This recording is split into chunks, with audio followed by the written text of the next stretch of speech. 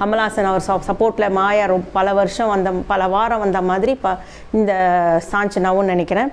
சாஞ்சனா கொஞ்சம் நஞ்சம் இல்லை, ஒவ்வொரு வாரமும் விஜய் சேதுபதி அவர்கிட்ட டோஸ் வாங்க தான் செய்யுது. ஆனால் ஒரு வாரமும் கூட ஒழுங்காக இல்லை.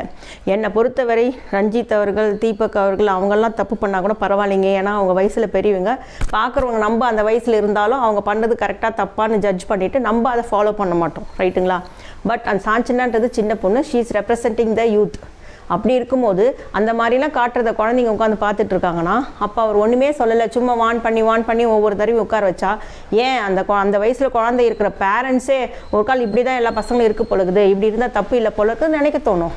ஸோ அதனால் அந்த பொண்ணு பண்ணது ஒன்று அந்த 2 தடவை எழுந்து போனால் பாருங்கள், தீப் கேப்டன் இருக்கும்போது அந்த பேசும்போது அதை தான் அவர் சுட்டி காட்டினாரை தவிர அது ஒவ்வொரு வாரமும் அதே தான் பண்ணிக்கிட்டு இருக்கு. அதுவும் இல்லாமல் பாருங்கள், இன்றைக்கி சிவகுமார் தான் வெளில போயிருக்காரு. அது ஏன்னு தெரியும்.